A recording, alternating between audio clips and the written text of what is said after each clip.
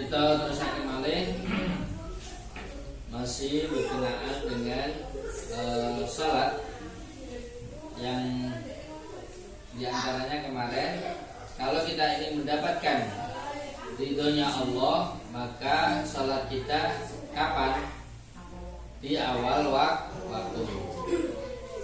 Sedangkan ketika kita pertengahan waktu, maka mendapatkan apa? Rahmatnya Allah. Kalau di akhir waktu, mendapatkan ampunan Allah. Wa qala sallallahu alaihi wasallam, enggak diterakan. Wa qala lan dawuh sapa Nabi Muhammad sallallahu alaihi wasallam, afdalul a'mali, utawi luweh utama-utamane pira-pira amal, utawi luweh utama-utamane pira-pira amal, utama-utamane pira-pira amal. As-salatu iku salat, liwaqtiha, karena waktune salat,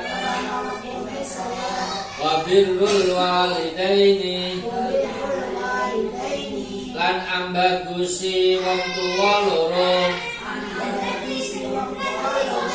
wal jihadu, lan perang sabilillah. Wa fi hadisil Bazzari, lan iku tetep ing dalam hadise Al-Bazzar.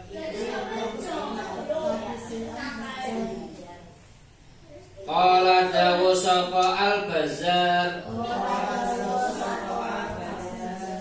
summa ata, mongko nuli nekani, an-nabiyyu sapa Nabi Muhammad sallallahu alaihi wasallam,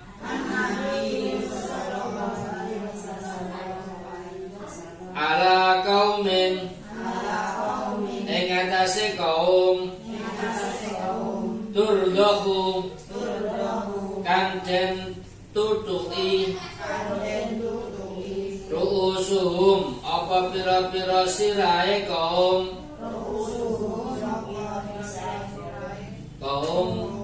bisakhri kelawan watu kang losok, kullama ludihat, semongsone ditutuki ajur, apa ru'usuhum, adat mongko bali apa ru'usuhum. Angka 6 itu berarti kembalinya ke ru'usuhum. Kama kanat, kaya yen tadi nemu apa ru'us, apa ru'us, wala yafturu, lan ora kendung, anhum saking kaum, min dalika, kale tetep saking mengkono-mengkono ditutuki,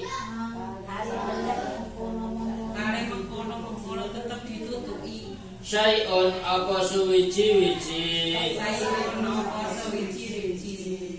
qala dawuh sapa Nabi, ya Jibrilu, Jibril, man iku sapa, haulai utawi mengkono-mengkono wong, qala dawuh sapa Jibril, haulai utawi wong kang ditutuki watu, Alladzina iku wong akeh Alladzina iku wong akeh tasaqalat kang abot tasaqalat kang abot ru'usuhum apa pira-pira sirahe alladzina ru'usuhum apa sira-sira anis sholati saking sholat. anis sholati saking sholat. Kita jelaskan dulu. Tadi ada dua hadis yang sudah kita baca. Yang pertama, amal itu ada kalanya amal itu apa? Ada dua ya. Ada amal yang biasa-biasa saja, ada amal yang luar biasa. Kira-kira yang utama yang mana? Yang luar biasa. Nah, amal yang luar biasa itu di sini disebutkan afdalul a'mali, utawi amal sing luweh utama. Luweh utama itu berarti luar biasa. Itu ada tiga ya. Siapa yang melakukan ini berarti amalnya dipastikan di hadapan Allah itu luar biasa. Ada tiga amal yang luar biasa. Yang pertama as-sholatu liwaqtiha, sholat yang tepat waktu. Dan di dalam Al-Quran itu di dalam surat Al-Mulk ya, Allah itu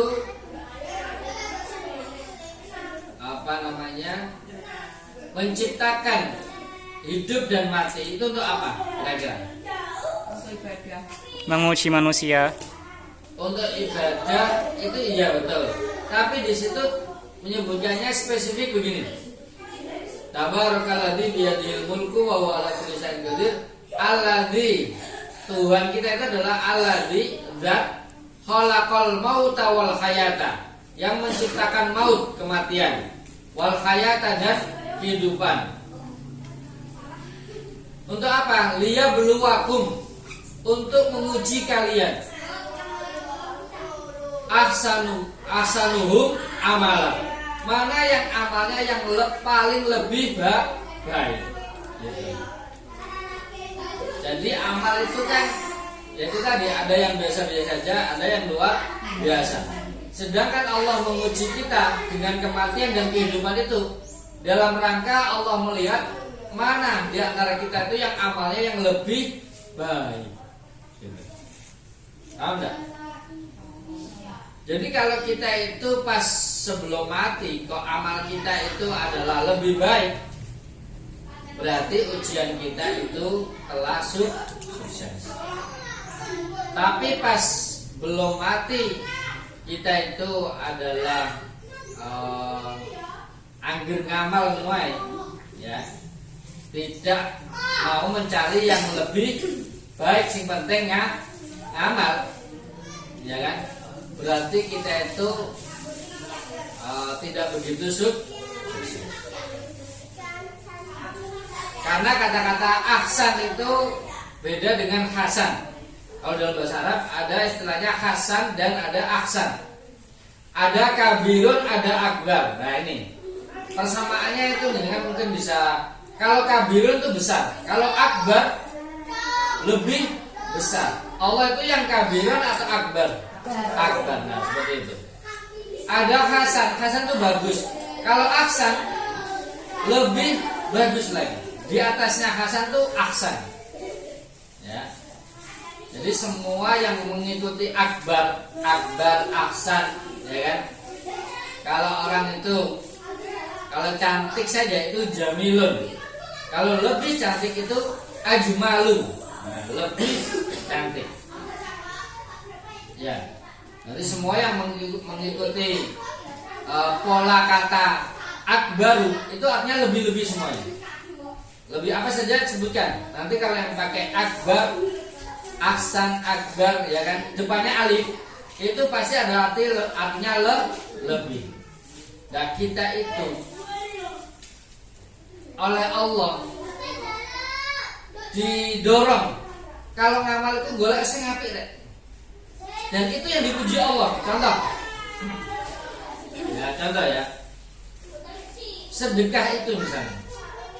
Sedekah itu ya ada yang angger ya, ada yang angger, ada yang lebih baik, yang lebih dicintai Allah. Maka ciri-ciri yang lebih baik itu adalah ciri-cirinya ini, kalau ini ada pada jenengan berarti itu yang lebih baik dalam sedekah. Apa itu? Sedekahlah kepada hal-hal yang kamu cintai. Jangan sedekah yang duaan. Jenengan mau nggak seneng kok. Jadi kalau yang sedekahnya itu adalah yang jenengan cintai, itu berarti sedekah yang lebih baik. Gitu. Kalau sedekah yang kita itu istilahnya nggak seneng terus dikasihkan orang, itu sebenarnya sedekah biasa-biasa saja. Ya kan? Di dompet misalnya ada uang 50.000, ada uang 5.000. Mana yang lebih dicintai? 50.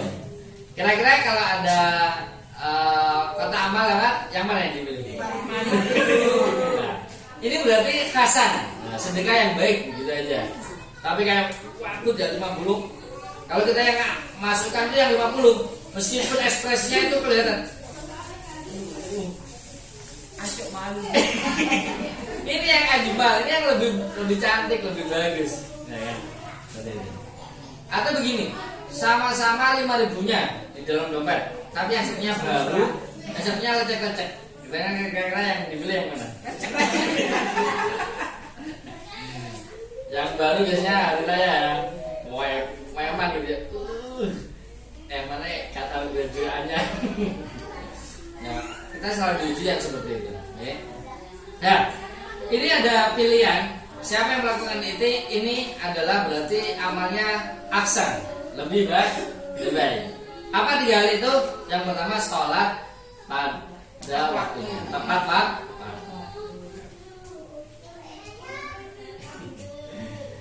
Tepat waktu. Yang kedua apa? Yang kedua adalah birrul walidain. Apa itu? Berbakti kepada kedua orang tua. Ya. Termasuk yang sudah meninggal, itu cara berbaktinya adalah ya, diantaranya kalau punya tinggalan misalnya ya, punya harta warisan, itu harus tahu hak-haknya. Yaitu yang pertama jangan dibagi dulu sebelum utang-utangnya mayat disalurkan dulu. Ini disalurkan dulu. Kemudian biaya-biaya apa namanya kayak 7 hari atau apa diambilkan itu dulu. Sisanya itu baru dia haknya mayat dipenuhi dulu. Ya. Yang kedua, kalau misalnya belum berhaji misalnya, ya, maka harus dihajikan dulu kalau memang sudah wajib, karena hartanya banyak ya. Karena apa? Nanti dituntut kan mayatnya, ya enggak? Hartanya banyak tapi belum sempat haji, meninggal. Ini anak yang berbakti kepada orang tua. Ini ayahku kan besok ditanya Allah tentang hajinya karena sudah mampu. Kecuali kalau tidak mampu ya tidak dituntut. Ini kita harus cerdas. Dulu-dulu kita misalnya banyak harus dirembuk. Ini piye ayah, ini ayah kita belum haji padahal uangnya banyak. Ayo iki dianunya dong. Kayak haji yang namanya haji apa? Yang untuk orang tua, mengajikan orang tua. Haji badal namanya, okay? Haji badal. Itu bisa di Nurul Hayat, bisa di Kiai bisa begitu atas nama. Nah, itu namanya birrul walidain. Jangan hanya hartanya saja ya. Kemudian yang ketiga, cita-cita yang meninggal itu apa? Nah itu harus diwujudkan. Kalau memang butuh dari harta itu, maka harta itu kalau bisa gunakan untuk cita-cita orang tuanya. Ya enggak? Coba bayangkan, hartanya banyak ya, tapi tidak ada nilainya untuk cita-citanya beliau tentang misalnya amal soleh. Nah, berarti itu tidak birrul walidain. Saya punya tanya banyak. Ya, jangan hanya untuk rumah, untuk dagang itu saja. Tapi apa? Gunakan misalnya untuk yatim piatu, untuk ngaji, ya kan? Karena itu pahalanya pasti akan mengalir kepada orang tua yang sudah meninggal. Karena itu adalah hasil kerja beliau kan. Justru itu birrul walidain yang bagus sekali. Karena apa? Namanya amal jariyah. Meskipun mati tetap mendapatkan aliran pahala. Ya, makanya anak-anak kita itu kita didik seperti itu. Pesen ya, kita peseni. Enggak apa-apa nulis wasiat boleh. Ada ajaran Islam itu nulis wasiat. Dong atau dulu. Kalau aku mati ini tanah wakil iki. Yo.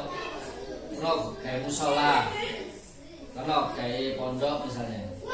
Ono kayak nyantuni anak yatim piatu. Nah gitu.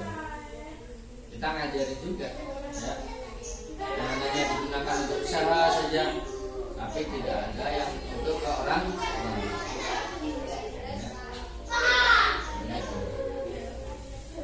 Dan pesannya apa? Misalnya ada tanah khusus. Ini pesannya orang tua pokoknya kanggo pondok misalnya. Itu jangan diotek-otek. Jangan apa saja ya. Maka jangan harus bisa melindungi harta itu. Ya, jangan sampai untuk yang lain kecuali untuk yang sesuai wasiatnya orang tua. Kalau tidak seperti itu, ibu-ibu, makanya nanti kita kasihan. Misalnya kita sendiri ya yang meninggal ya. Lalu anak-anak kita itu, misalnya harta kita itu hanya untuk dunia saja, tidak ada yang untuk akhirat. Kira-kira orang tuanya dapat apa enggak? Nah, tidak kan? Karena memang ada hadis. Idza mata ibnu Adam, ketika anak Adam itu sudah mati, inqata'a amalu, semua amalnya terputus, sudah tidak dapat sholat, tidak dapat pahala lagi, ngaji tidak dapat pahala lagi, sudah titik itu.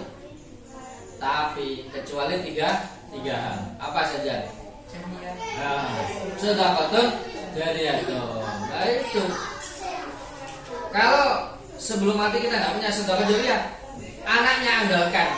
Wah, anakku kudu tak peseni rek, aku di tanah wakil. Cung iya ya. Gopo lho salat ta, gopo. Ya, kita meninggal itu tetap mendapatkan aliran pahala. Jariyah itu hanya mengalir. Kemudian apa? Yang kedua adalah sebelumnya yang sebelumnya adalah ilmin yuntau, ilmu yang bermanfaat. Ilmu yang bermanfaat ini salah satu praktek yang simpel aja.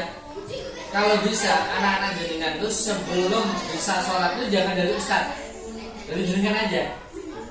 Meskipun nanti diajarkan lagi ke ustaz, kan jenengan sudah ngajarin Fatihah yang benar bagaimana, at-tahiyat, bacaan-bacaan yang benar kan. Yang wajib kan apa? Al-Fatihah sama at-tahiyat. Ini kan yang ngecek ya bisa diajari sendiri. Sama gerakan-gerakan sholatnya diajari. Yang benar itu ngecek. Maka ketika anak kita melakukan amalnya sesuai dengan ajaran kita atau yang kita ajari, jenengan selamanya dapat aliran pahala ketika anaknya tadi itu melakukan dengan benar sesuai arahan panjenengan. Jangan langsung bongkoan ustaz kau uang elan ngajari. Karena makanya perlu jenengan itu ngaji, diantaranya itu biar anak-anaknya selain diajari oleh ustaznya, diajari juga oleh ibunya. Nanti cowopet nanti ya. Kalau ada kerjasama antara ustaz sama orang tuanya, pahalanya nanti berdua dibagi semuanya ya. Orang tuanya ya dapat, gurunya juga dapat. Seperti itu. Oke. Dan yang ketiga adalah awwaladin sholihin yad'ulah. Dan anak yang soleh yang mendoakan kedua orang tuanya.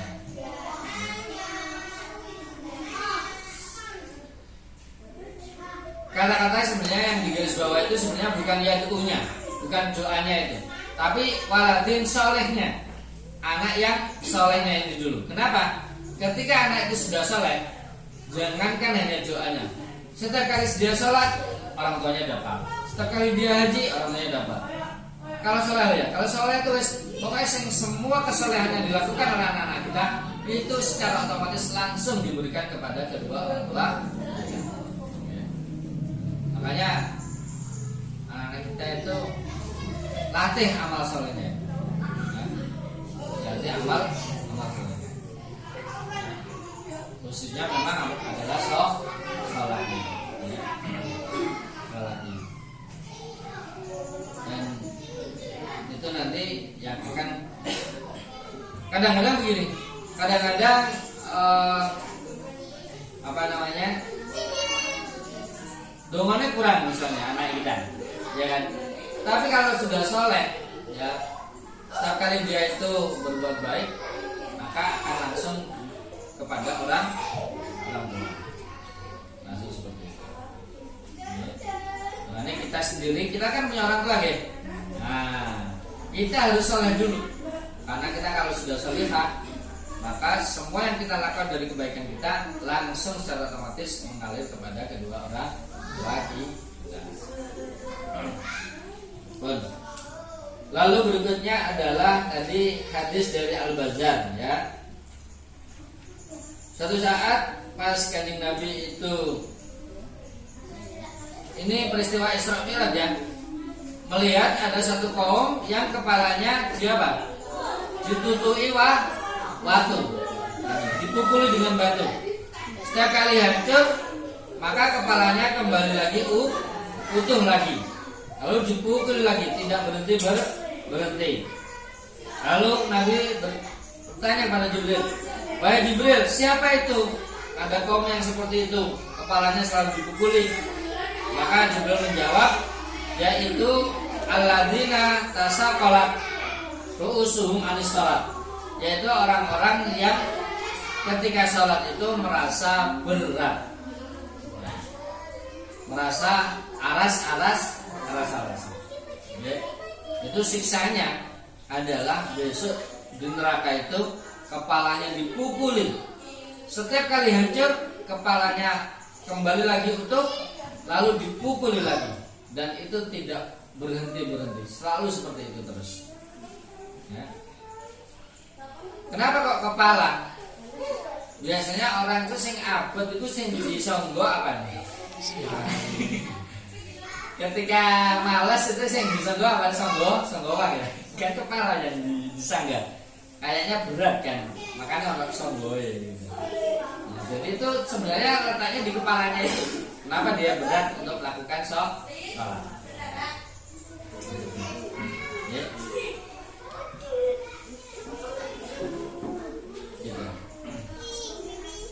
Insya Allah yang ada di sini tidak ada yang kepalanya berat ya. Tapi berat tidak itulah yang dijalankan. Gimana? Ya Gusti dijalankan. Kalau apa? Maksudnya berat tidak, orang mau apa itu kan ada yang jalan gitu loh maksudnya. Berarti kalau orang itu maksudnya kan lebih total ono Pak. Paham? Itu takdir maksudnya. Ya maksudnya kan sudah ada yang Ya, tulisannya. Maksudnya sudah ada yang nyetir gitu loh. Ya Gusti gitu loh. Itu Berarti begini kalau ya. berarti kalau kita bertindak sama melebihi masa dari kita sendiri lah tetap tidak. Artinya tuh begini. Ada sesuatu yang dijamin, ya. Ada sesuatu itu yang dari niatnya dulu, ya. Dari niatnya dulu. Karena apa? Karena banyak kan takdir itu bisa dirubah dengan doa. Bisa jadi ketika kita itu malas saat ini, ya, itu bisa dirubah dengan apa? Doanya dulu yang penting. Makanya butuh kesadaran. Oh, nek ngono itu elek kayak gitu.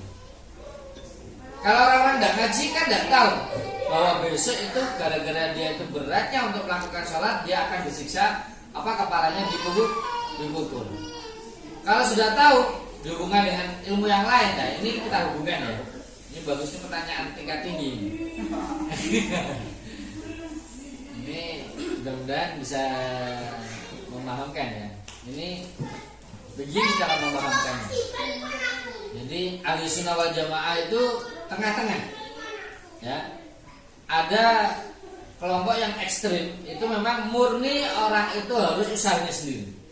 Kalau tidak berusaha tidak mungkin berhasil. Jadi tidak ada campur tangannya Allah, tidak ada. Berarti itu kan sudah melenceng. Itu kan sudah tidak ikut tangan. Makanya masa. ada yang ekstrim dulu ya kan. Ada yang pasrah saja. Pasrah itu gini. Terus takdir aku males, ya wes, enggak usah suka maksa. Nah, ini yang kelompok yang seperti itu namanya Jabariyah. Dileng-leng ya. Jadi yang ekstrim namanya Qadariyah. Jadi ada kelompok orang itu mau cara berpikirnya itu mengandalkan usahanya sendiri. Itu namanya Qadariyah. Ada yang kelompok yang mengandalkan takdir saja. Siku wis takdir wis ngene. Jadi aku ya wis gak usah usaha. Wong aku ditakdirno wong males. Kok ngerti tekan diri ini. Ini namanya Jabariyah. Sedangkan Ahlussunnah wal Jamaah itu tengah-tengah, Bu. Ya. Nah, kita itu Ahlussunnah wal Jamaah. Kita harus usaha dulu. Ya, usaha dulu ya. Dan kita hubungkan dengan ilmu kita yang lain bahwasanya doa itu hanya bisa ditolak, takdir itu hanya bisa ditolak dengan doa. Jadi memang saya setuju malah kalau kita merasa sadar ya, aku kok iso waya sangat kok malas ya. Makanya harus butuh kesadaran seperti itu. Dan itu taunya dari mana? Dari ngaji. Wong sing malas apa sholat itu kepalanya akan dipukul. Jadi ini kan kerasa kan?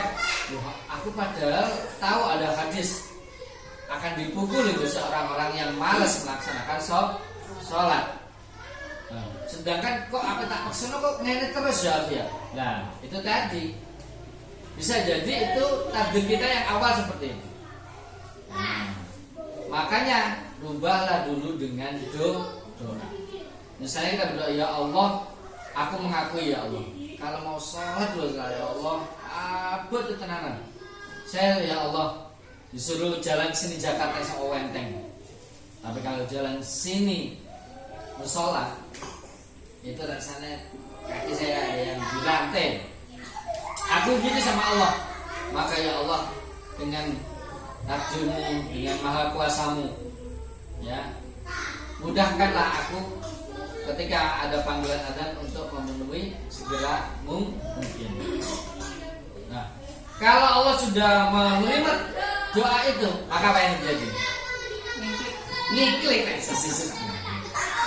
ya enggak?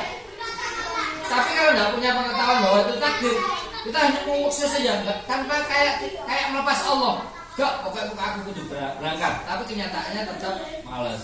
Karena memang takdirnya ya seperti itu. Tapi kalau kita berawal dari Allah dulu, terus aku seakan bahwa guys tak ubah, set. Ya tadi itu ngingklik itu tadi. Karena Allah yang sudah mengizinkannya, gitu. Paham nggak? Berarti itu tidak bertentangan dengan takdir Allah yang merubah. Makanya kita itu kalau seperti itu, maka yang pikiran kita langsung Allah. Ini takdirnya Allah. Yang penting Allah, kalau Allah sudah membuat aku mudah untuk melakukan sholat yang awal waktu ini, maka piye wae kalau awal waktu. Misalnya kayak gini ya, orang yang suka jamaah, mohon maaf, ada yang merasa enggak? Mau pergi kemana saja, ujung-ujungnya di sana juga jamaah. Ya, enggak? Tapi kalau orang enggak suka jamaah, masih cek musola ya jamaah. Karena ya itu dua-duanya ya, ada takdirnya memang gitu tulisannya ya kan. Gitu. Kadang itu waduh. Ayo ketemu kok ya jamaah meneh nang kono. Neng dulur kok ya pas musolae ya cedak. Pas kita itu waktu istirahat, misal ngono kena disetel kayak kita takdirnya gitu. Ya enggak? Kan ada yang merasa. Ya. Dan itu bersyukur, langsung bersyukur. Dan langsung merasa ini Allah ini. Harus gitu. Itu berarti keyakinannya sama kayak tadi. Itu semuanya menggerakkan Allah. Jangan aku ya terus beda sampai sapa. Jangan gitu ya. Jadi memang intinya memang Allah dulu yang dipermasalahkan itu Allah. Makanya ketika kita tahu adalah termasuk orang yang lambat jamaahnya atau malas sholatnya, Allah kita sentuh dulu dengan doa. Ya Allah, aku tahu orang yang lambat sholatnya itu besok kepalanya dibunuh di neraka. Aku tidak mau ya Allah.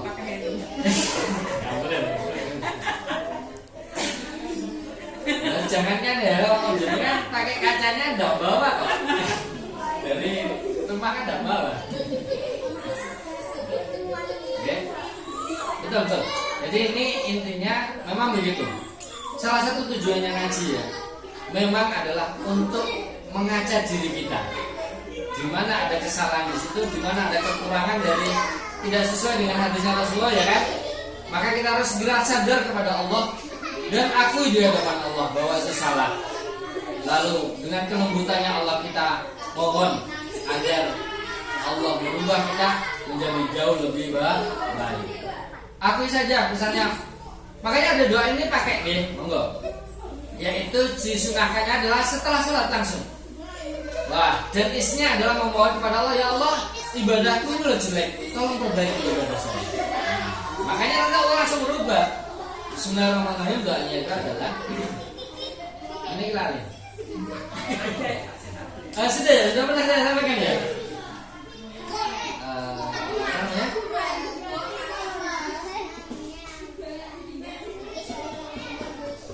Yang ada isinya itu loh. Namanya apa? Ya, yang doanya itu ya Allah, perbaikilah zikirku, perbaikilah ibadahku.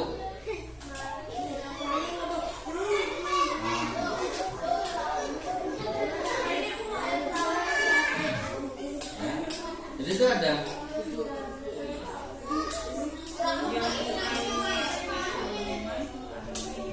aksim ibadah dan perbaikilah ibadahku itu sebelumnya ada.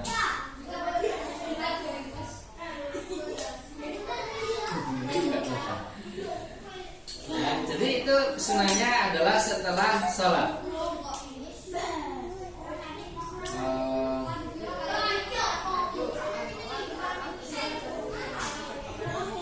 Habis salam itu biasanya kita kan sudah ya.